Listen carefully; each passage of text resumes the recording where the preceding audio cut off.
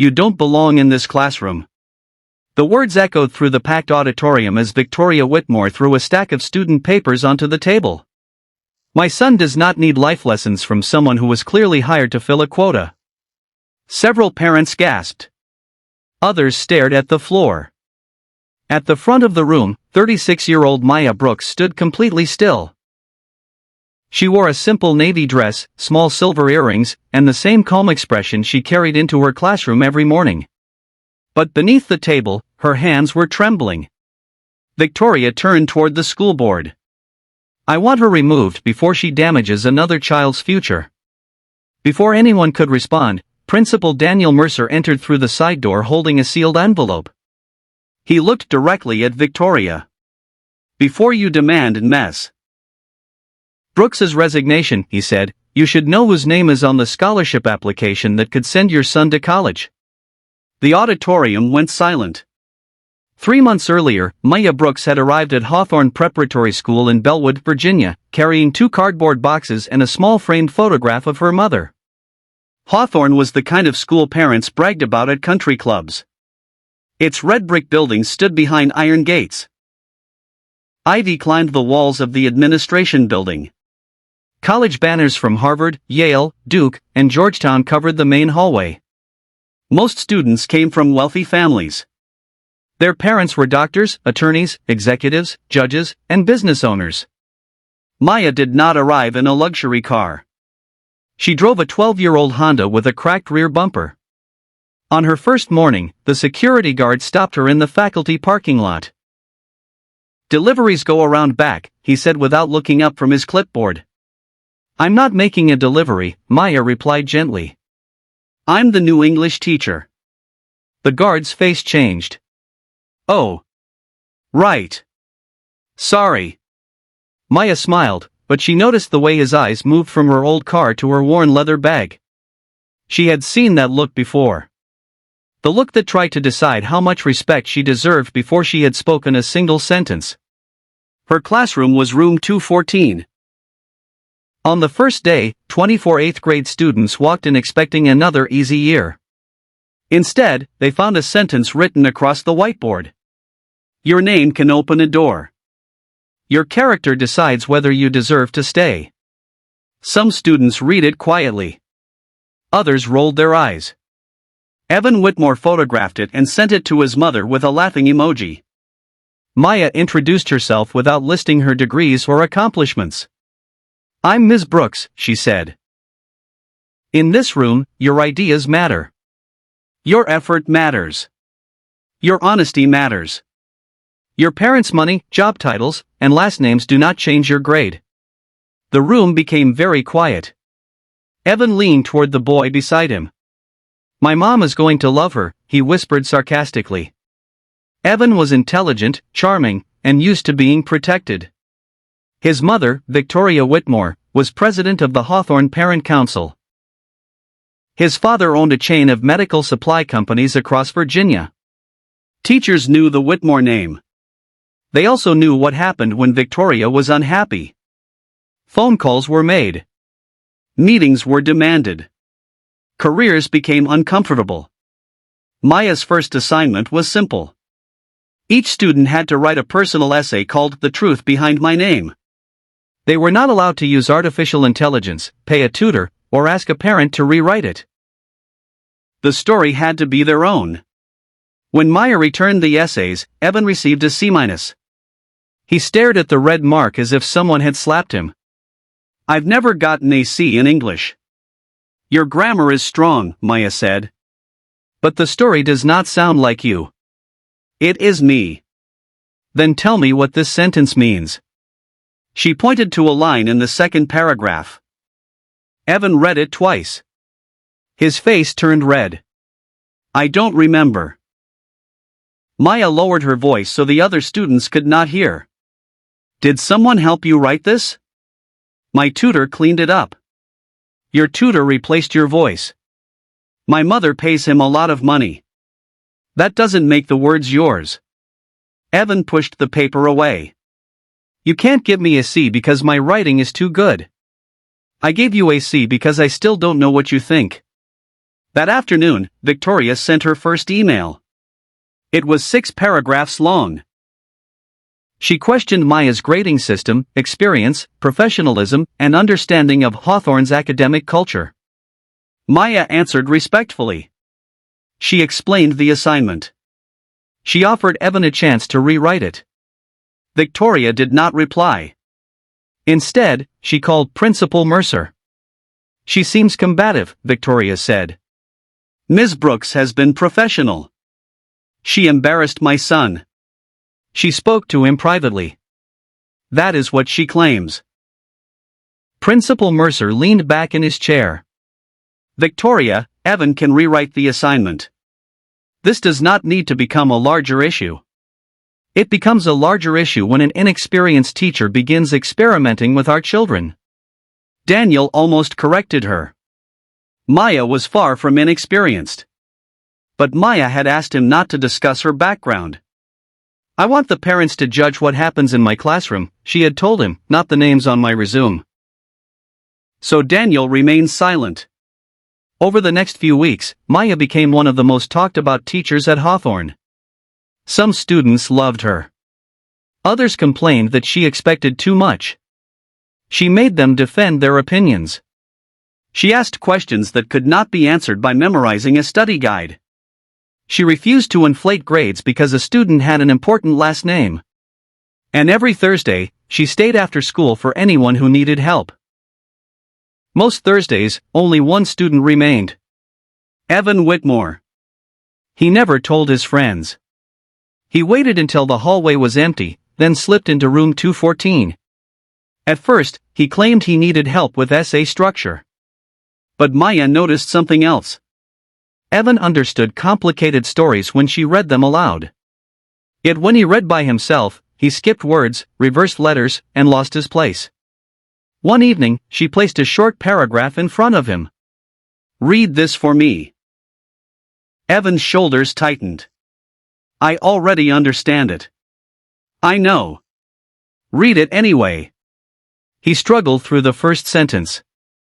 By the third, his voice had become a whisper. My eyes get tired, he said. How long has that been happening? He stared at the desk. Since elementary school. Has anyone ever tested you for dyslexia? My mother says I'm just careless. You are not careless. You don't know me. I know the difference between someone who refuses to work and someone who has spent years hiding how hard the work feels. Evan looked up.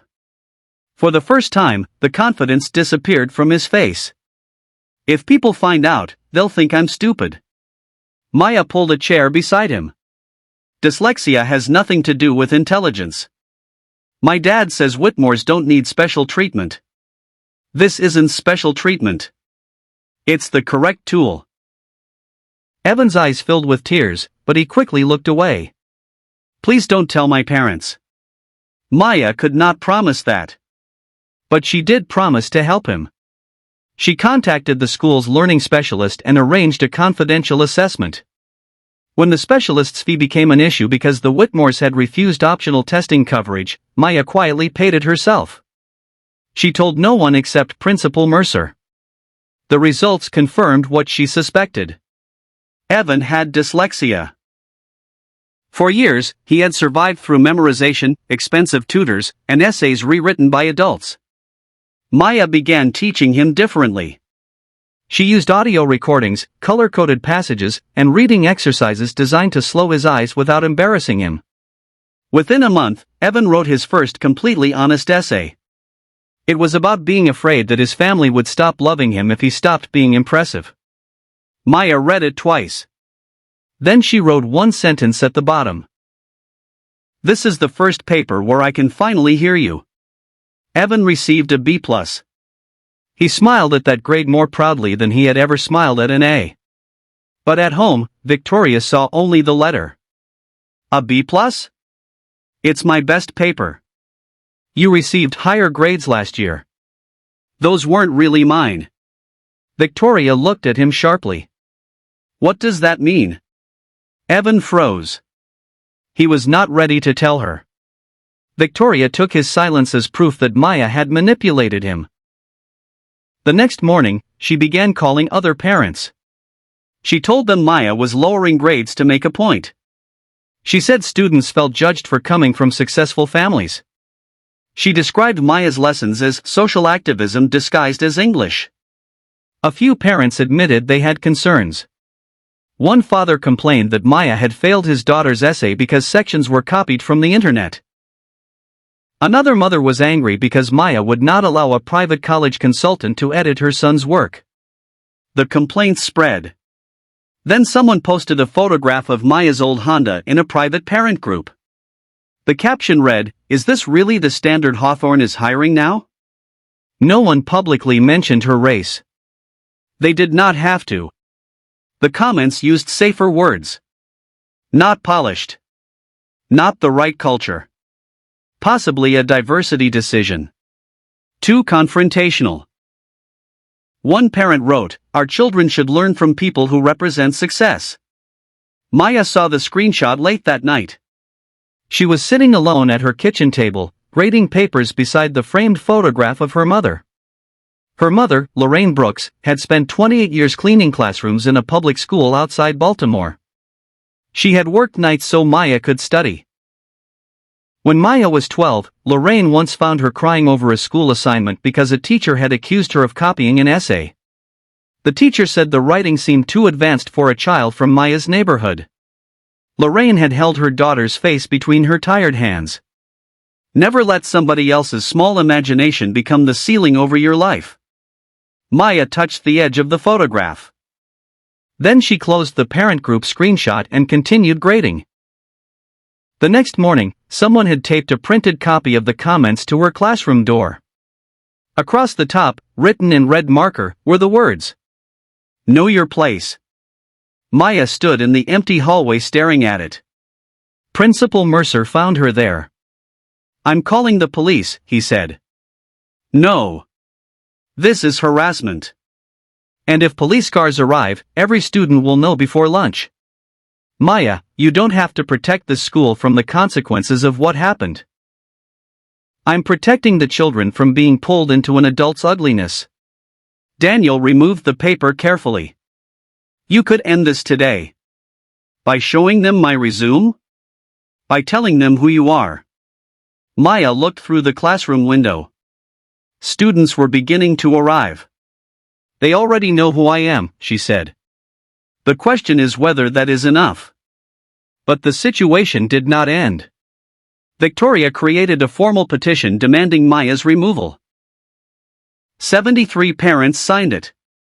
The school board scheduled an emergency meeting in the auditorium. On the afternoon of the meeting, Evan found the petition open on his mother's laptop. He read every accusation. Then he saw Maya's name beneath the words unqualified, hostile, and damaging to student confidence. He called his mother. "You need to stop this. I am protecting you." "No, you're not. Evan, you don't understand what is happening. She's helping me. She has convinced you that failure is growth.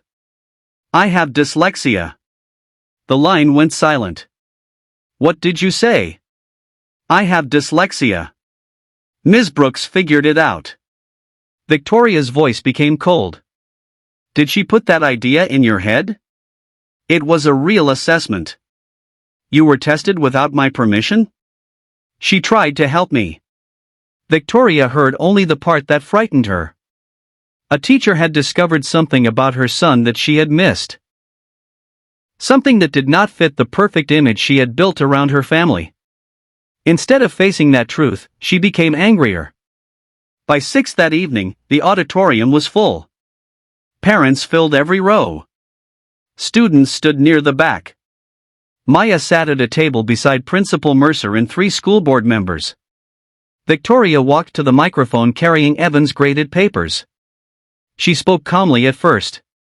She described herself as a concerned mother. She said Hawthorne families expected excellence. Then her voice hardened. "My son entered Ms. Brooks's classroom as a confident honors student. Within weeks, she convinced him that he had a learning disorder and lowered his grades." Maya leaned toward the microphone. Evan received an assessment from a licensed specialist. Without my consent. Evan asked for help. He is 14. And he was struggling. Victoria held up his first essay. This woman judged my son, judged our family, and judged every parent who refused to accept her methods. That is not true. You don't understand families like ours. The room shifted. Maya looked directly at her. What kind of family is that? Victoria hesitated. Then years of pride, fear, and prejudice escaped in one sentence. The kind that worked hard to earn a place in rooms like this.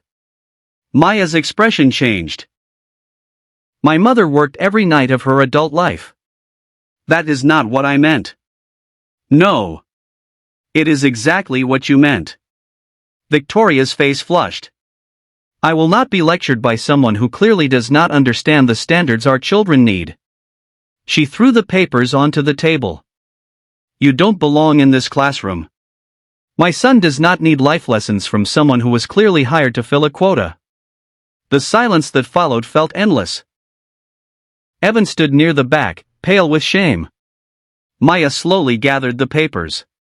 She could have listed every degree she had earned. She could have mentioned the universities that had offered her positions. She could have humiliated Victoria with the truth. Instead, she said quietly, "Your son is more courageous than you know."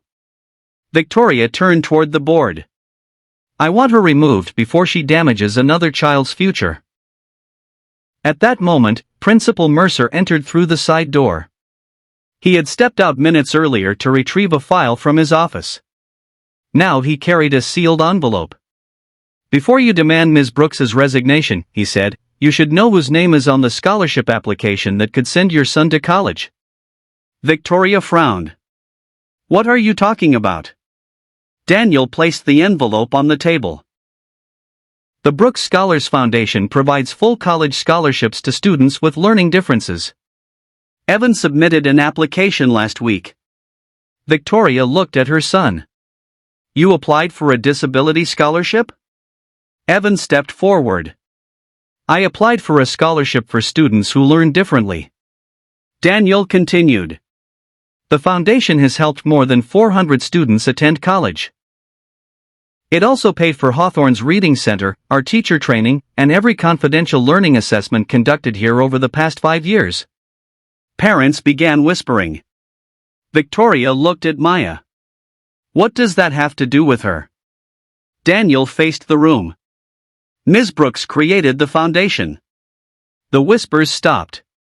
She founded an educational software company while completing her doctorate at Columbia University. After selling her share, she used most of the money to build literacy programs in underfunded schools. Victoria's face lost its color. Daniel was not finished. She has trained teachers in 12 states. The reading method our district uses was developed from her research. Hawthorne did not hire her to fill a quota. He paused. We spent 2 years trying to convince her to come here. Every eye turned toward Maya.